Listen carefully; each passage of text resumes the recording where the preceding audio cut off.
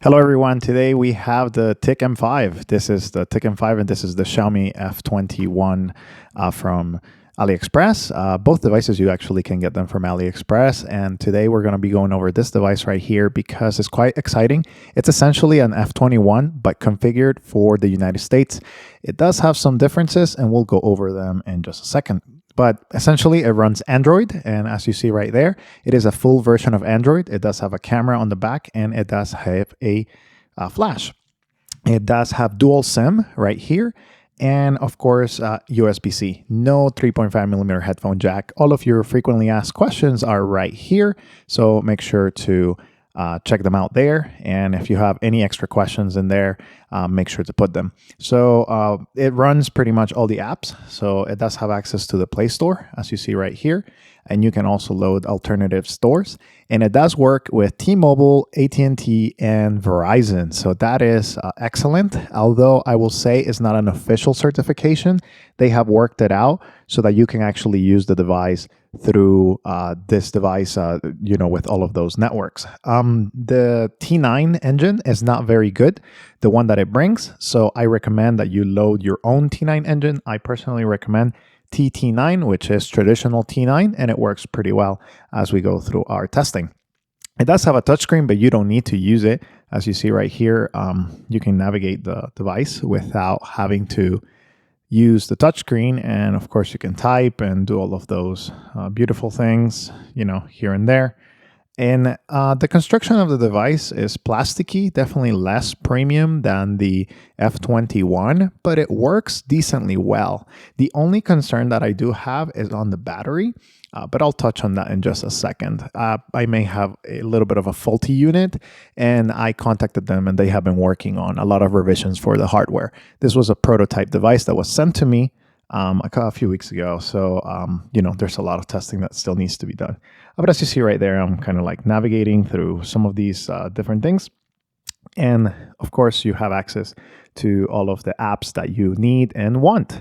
I'm going to share a picture that I took here on my studio, and you can see the picture quality right there. Nothing amazing, but it gets the job done for quick pics and the other documents that you may have to send for job or for a lot of different things that you may have going on in your life. I'm going to navigate now with the touchscreen just because it'll be faster for the video, but you can use the keypad without any issues. So again, like you have access to all of these apps and all of the different things. So right there, we go to messaging, and I want to show you the engine for typing. So you can, right there, I have hello my, and then will be name is Jose. And this is the M5.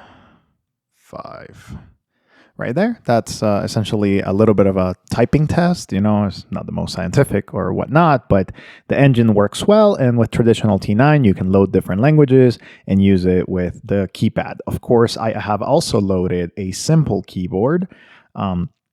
And I'll show you right there. You can do Google voice typing. You can do simple keyboard. So if I load simple keyboard right there, I can type, with whatever and accuracy. The screen is pretty fine and it's bright enough that you can get through it.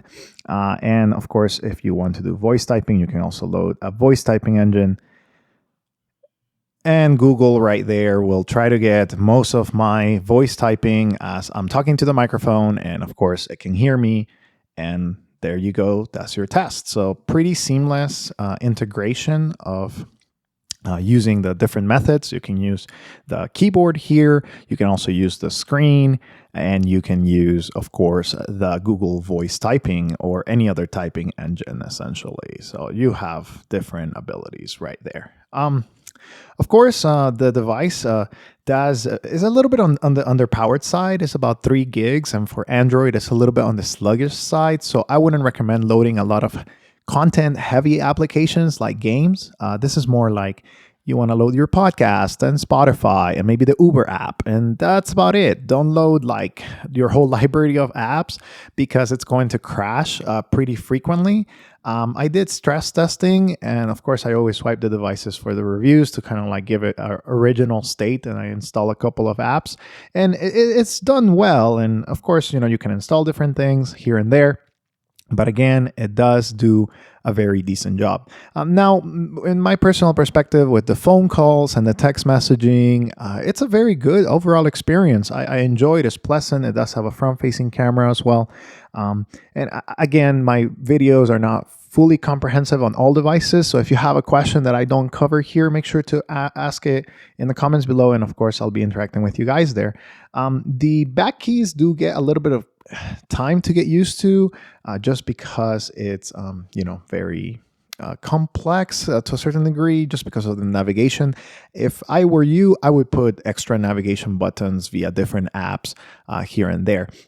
Now, one more thing that you guys always ask is, does it run Android Auto? And I am happy to report that it does. It's able to install it and open it without any issues. And of course, I don't have an Android Auto car, but I have a simulator and it did pretty well. So I assume it will do well. Again, don't focus on stress testing it because it's probably going to crash. So, just connect it and kind of leave it there. Don't use your phone while you're driving, and then also use Android Auto. That's just going to consume a lot of resources. It does have a backlit keyboard. It's not super bright, but it does, function very decently. As you see right here, I'm currently using it on the Verizon network. So it's using US Mobile as my carrier, and T-Mobile, I also use US Mobile, so it works very well. And then I tested also with AT&T, and it does do calls and messages without many issues. So again, I personally think that it's a good device when it comes to the basics. Now, when comparing it with something like the F21, which is kind of like what this is copying, I would say that the F21 is better, especially if you have configured one for the United States. It probably will be a little bit better, but coverage is about the same. So they don't work perfectly because these are not certified devices, but they do get, this one does have better band support for T-Mobile, AT&T, and Verizon here in the United States. So it's more optimized for the United States, and not like the F21 that you had to hack it and do a lot of different things. Definitely not compared to something like the Lightphone 2. As you know, the Lightphone 2 is a completely different segment of a device. And, it's kind of like this is a completely different territory, but you get a lot of the functionality of a smartphone in a different body. And of course, it may be less addicting for you.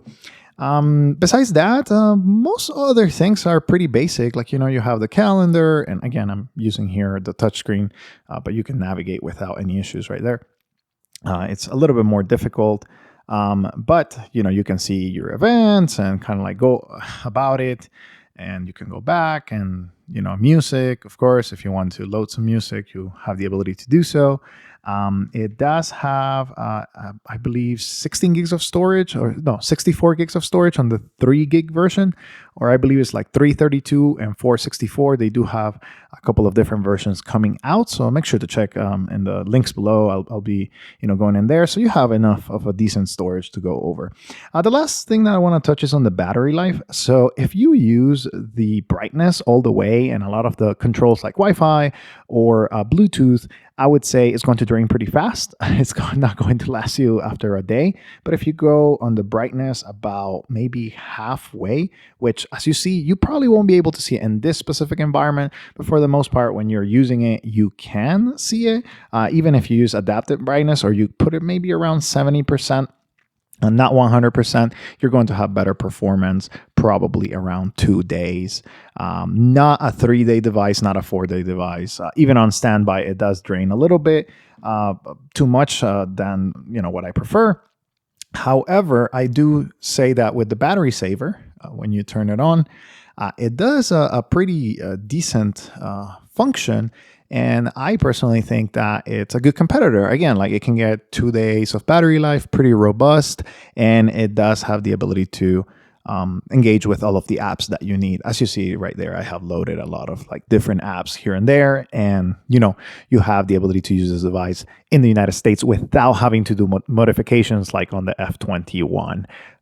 If you have any questions about this device or any of the other devices that I have reviewed, make sure to put them in the comments below. I always try to be as comprehensive as I can and put the FAQ in the beginning, but I'm always going to miss something. Videos are not perfect, but thank you for watching last year and thank you for supporting this year. I hope this mini review gives you a little bit to consider. The device is on sale and I believe right now it's about $250, and if not, I'll correct myself right here. And of course, if you have any questions, as always, be in the comments and I'll be interacting with you guys. Thank you for watching. Thank you for the support and hope you have a great 2024.